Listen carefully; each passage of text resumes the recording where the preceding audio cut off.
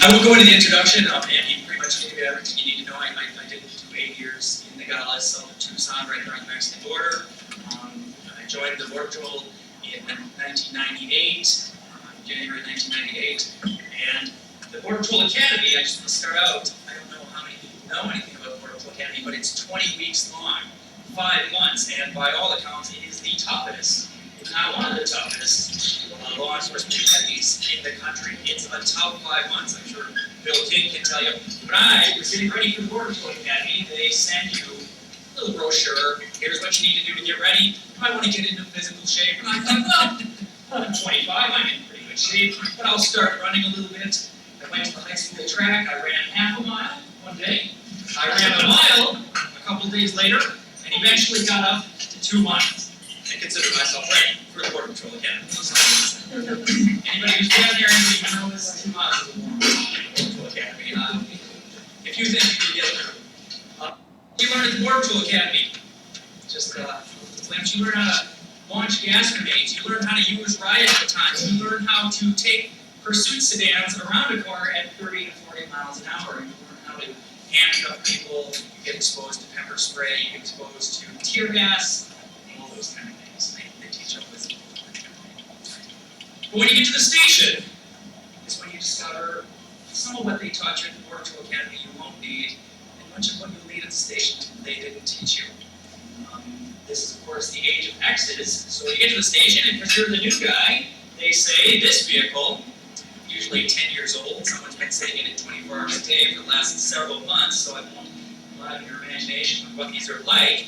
But they bars over the windows, so the windows don't get broken in, bars over the light bar, and they tell you, this is your home away from home for the next 10 hours. This is your home away from home for the majority of your working time for the next 3 to 5 years. And for the next 20 years, you'll spend a substantial amount of your working time sitting here.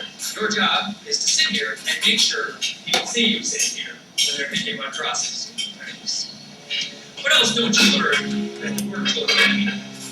You don't learn that as far as prosecution, as far as narcotics smuggling, the amount that people can smuggle across the border and escape prosecution is somewhere in the neighborhood, and maybe TJ can help me, $60,000 to $70,000. Without being worried about prosecution, you can smuggle all sorts of people. And the biggest lesson that you don't learn is that when it comes down to the benefit of the doubt, the alien smugglers and the drug smugglers have the benefit of the doubt more often than you do.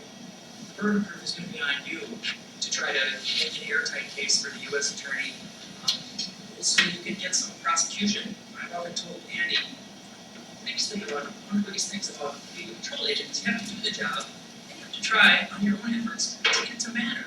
You have to get people who will agree to prosecute your cases. For, like I said, dozens of pounds of narcotics. What else don't you learn? Okay? You don't learn at the academy that the bulletproof vests you have are quite possibly expired. And maybe there's more coming in, maybe not. And so if you get in a firefight, maybe the vest you have will stop the list. Maybe it won't. You don't learn that people on the south side are not hapless migrants just looking for a better life. Much of the time they're well-funded, well-motivated, highly organized militia units or drug smugglers, and they're going to shoot at you with rifles. So your vest probably won't stop those anyway. You don't learn that the patrol vehicles you get, if you run a license plate, the vehicle comes back stolen. Maybe you want to chase them up the highway. Many of the patrol vehicles won't go highway speeds anymore. So you just those people just get away. You don't learn that the radios that you get, many times they don't work in the low-lying areas. The batteries are shot. I personally have caught people via cell phone with one hand on the flashlight, and the other hand on the cell phone, asking the cameras, where these people are because my radio doesn't work. And most tragically, most recently, you don't learn that if based on your training experience, you choose to fire your weapon to survive a shoot or possibly you get killed or you're turned against the situation, you could be looking for 10 years in prison. But people wonder, how does this stuff go on in the Border Patrol? Anybody know it? They have the public information on this, right?